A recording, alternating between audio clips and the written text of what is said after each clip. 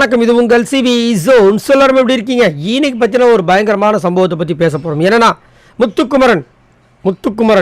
முத்துக்குமரன் திறமையான ஒரு ஆள். இந்த மாதிரி ஒரு ஆளை இது வரைக்கும் பிக் பாஸ் ஹிஸ்ட்ரியிலே நம்ம பார்த்ததே கிடையாது இது வரைக்கும் அப்படின்னு சொன்னால் கண்டிப்பாக மிகையாகாது. யாரையுமே நம்ம வந்துட்டு இவர் தாங்க அவர் மாதிரி பண்ணுறாங்கன்னு ஒருத்தரை கூட சொல்ல முடியாது. அந்த மாதிரி ஒரு கிளவரான ஒரு பையன் இந்த முத்துக்குமரன். 26 வயசு பையன். அடித்து நொறுக்கிறாப்பில் வந்தவங்களும் அலறாங்க. அதனால் முடியாமல் என்னென்னமோ சதி வேலைகள் பண்ணுறாங்க. வேறு மாதிரி சம்பவம்.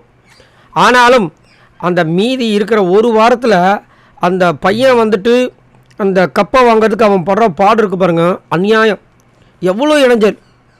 இதில் வேறு புதுசாக ஒரு கான்செப்ட் வேறு கொண்டு வராங்க. ஏஆர்எம். நிறைய பேர் கேட்குறாங்க, ஏங்க ஏஆர்எம்னா என்னங்க? ஒன்றும் இல்லை. அதாவது பிக் பாஸ் சீசன் ஆரம்பிக்கும் போது ஃபஸ்ட்டு சீசன் வின் பண்ணது யார்? ஆரவ். அவரோட லெட்ரு ஸ்டார்டிங் ஏ. அடுத்தது சீசன் 2 வின் பண்ணது ரித்விகா. அவங்களோட ஸ்டார்டிங் லெட்டர் ஆர். அடுத்தது Mugen Rao, starting letter M. ARM வந்துச்சா. அடுத்தது திரும்ப 4வது சீசன் வின் பண்ணது நம்மளோட ஆரி அர்ஜுனன், ஏ. அடுத்தது சீசன் 5 வின் பண்ணது ராஜு, ஆர். அடுத்தது சீசன் 6 வின் பண்ணது முகமது அசீம், எம் வந்துச்சுங்களா, ஏஆர்எம்.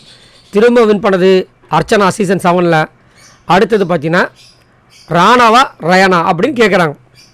இதனால் என்ன ஆகுதுன்னா, நேற்று ரயான் என்ன பண்ணுறாரு, எனக்கு ஒரு மேஜிக் மேலே ஒரு நம்பிக்கை இருக்குன்றாரு. என்ன மேஜிக் அப்படி பார்த்தா, ஏஆர்எம் இந்த மேஜிக் மேலே எனக்கு நம்பிக்கை இருக்குது. இதை நான் பண்ணுறனோ இல்லையோ பிக் பாஸ் டீம் பண்ணிவிடுவாங்க, அதை ஒரு ஃபார்மேட்டாக பண்ணிவிடுவாங்க அப்படின்னு இவரோட நம்பிக்கை. அதனால தான் என்ன சொல்கிறாருன்னா, ஒரு மேஜிக் நான் நினச்சேன் நடந்துருச்சு. என்ன மேஜிக் அப்படின்னு பார்க்கும்போது நம்மளோட சப்ஸ்கிரைபர் ஒரு 2-3 பேர் சூப்பராக சொல்லியிருந்தாங்க. இதை நான் தான் கண்டுபிடிச்சாலும் சொல்ல மாட்டேன், அவங்க சொன்னதுக்கு அவங்களுக்கு தான் கிரெடிட். அவங்க என்ன சொல்லியிருந்தாங்கன்னா, அழகாக இப்போது ஆறில் இருக்கிற ராணுவ போயிட்டார். அவர் போக மாட்டோம் நம்ம எல்லாருமே நினச்சோம், உள்ளே இருக்கணும்னு நினச்சாங்க. ஏன்னா அவர் இது ஒரு இது பண்ணுறார், இன்ட்ராக்ஷன், மக்களோட இன்ட்ராக்ஷனாக இருக்காப்புல. அப்படின்னு இருக்கும்போது அவர் எப்படி போனார் அப்படின்னு நம்ம எல்லாருக்குமே டவுட் இருக்குது. ஸோ அந்த டவுட்டு உள்ளே இருக்கிறவங்களுக்கும் இருக்குது. அதனால் ராணுவ போயிட்டார். ஸோ அப்போ மீதி இருக்கிற ஆரை கொண்டு வரதுக்கு ட்ரை பண்ணுறாங்க. அதனால தான் எனக்கு வந்துட்டு நான் சைலண்ட்டாக இருந்த என்னை வந்துட்டு டிக்கெட் ஃபைனால வந்துட்டு அந்த சக்தி வின் பண்ண வச்சுருக்கு, அந்த மேஜிக் வின் பண்ண வச்சுருக்கு. அந்த மேஜிக் என்னைய கண்டிப்பாக இந்த கப்பை அடிக்கிறதுக்கு ஒரு விஷயத்தை பண்ணும் அப்படின்னு சொல்லியிருக்கார். தப்பு இல்லை, மேஜிக் வந்து நடக்கிறது தப்பு இல்லை. ஆனால் நீங்கள் வந்து ஃப்ரம் டே ஒன்லேருந்து இந்த டிக்கெட்டு ஃபினால வின் பண்ண மாதிரி அடித்த மாதிரி ஏதாவது சம்பவங்கள் பண்ணியிருந்தீங்கன்னா நீங்கள் ஆசைப்படுறதில்ல, தப்பு இல்லை. ஆனால் வெறும் டிக்கெட்டு ஃபினால வீக்கில் மட்டும் வெறித்தனமாக ஒரு டாஸ்க்கை கொடுத்துட்டு அதுக்கப்புறமா எதுவுமே கொடுக்காம வெறும் புறணி மட்டுமே பேசிகிட்டு இருந்தால் இந்த மாதிரி நீங்கள் திங்க் பண்ணுறதுல கொஞ்சமாக நியாயம் இருக்கா? நியாயம் இருக்குது. ஏன்னா உங்களை விட தகுதியாக இருக்கிறவ அருண் அப்புறம் தீபக்லாம் வெளியே போகும்போது நீங்கள் இந்த மாதிரி யோசிக்கிறது தப்பு இல்லை. அதேமாதிரி ராணோ கூட என்ன கேட்டிங்கன்னா ரயானோட தகுதியான ஒரு பர்சன் தான். ரயான் வந்து ஃபுல்லாக புறணி, ஆனால் ராணோ வந்து அந்த மாதிரி கிடையாது. ஸ்ட்ரெயிட்டாக பேசுவாப்பில், அதோடு அவ்வளோதான். நல்ல கலகலன்னு இருப்பார். அந்த கேமே வேறு மாதிரி கொண்டு போவார். சில உண்டகலப்ப வேலையெல்லாம் பண்ணுவார். ஆனால் ஒரு பயங்கரமான ஒரு தனித்துவமான ஒரு கண்டஸ்டன். அவரே வெளியே போகும்போது என்ன சொல்கிறீங்க, மஞ்சரி வெளியே போகும்போது இவருக்கு வந்து தோண வேண்டியதான். பவித்ரா உள்ளே இருக்கும்போது இவருக்கு தோண வேண்டியது தான். ஆமாம், பவித்ராவும் எதுவும் பண்ணல, அவங்களும் வந்து ஃபினாலைக்கு போகிறாங்க. அப்போ நானும் போகிறதுல என்ன தப்பு இருக்குன்னு. இவர் மட்டும் இந்த டிக்கெட்டு ஃபினாலை வின் பண்ணாமல் அருண் வின் பண்ணியிருந்தானா இங்கே சம்பவமே வேறு. என்னத்தை சொல்ல.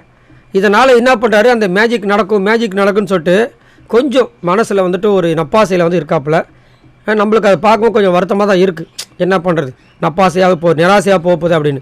இவரெல்லாம் முதல் ஃபினாலைக்குள்ளே வந்ததே பெரிய தப்பு. ஏன்னா இவர் வந்ததுனால தான் இப்போ ஒரு இவ்வளோ பெரிய குழந்தைப்படி நடந்திருக்கு. இவர் வராமல் போயிருந்தால் கண்டிப்பாக தீபக்கில் அருண் உள்ளே வந்திருப்பாங்க.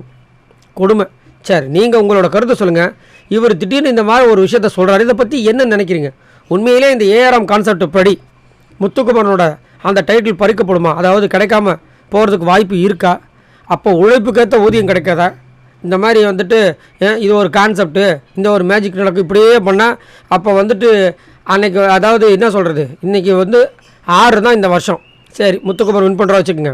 இப்போ அடுத்த வாட்டி வந்துட்டு ஏஆர்எம் எம்மில் வந்துட்டு வந்த கண்டஸ்டன்ட் 24 பேரோட கண்டஸ்டன்ட்டு எம்லேயே ஆரம்பிக்குது. இல்லைப்பா, எம்மில் இல்லைப்பா, ஏலே ஆரம்பிச்சிருக்குப்பா எல்லாமே. அப்போ யாருமே அந்த சீசன் வின் பண்ணவே முடியாதா? இஷ்டத்துக்கு அதுதான் பணம்பழம் ஊந்தவொடனே காக்கா வந்து தான் தள்ளி விட்டுச்சின்னு ஒரே பேச்சு. என்னத்தை சொல்ல. ஆனால் இதை உடைக்கிறதுக்கு தான் நம்ம ஆள் வந்திருக்கார் முத்துக்குமரன். கண்டிப்பாக இங்கே வந்துட்டு ஏஎம் தான் மாறப்போகுது பாருங்கள். சரி, உங்களோட கருத்துக்களை சொல்லுங்கள். பாய் நண்பர்களே.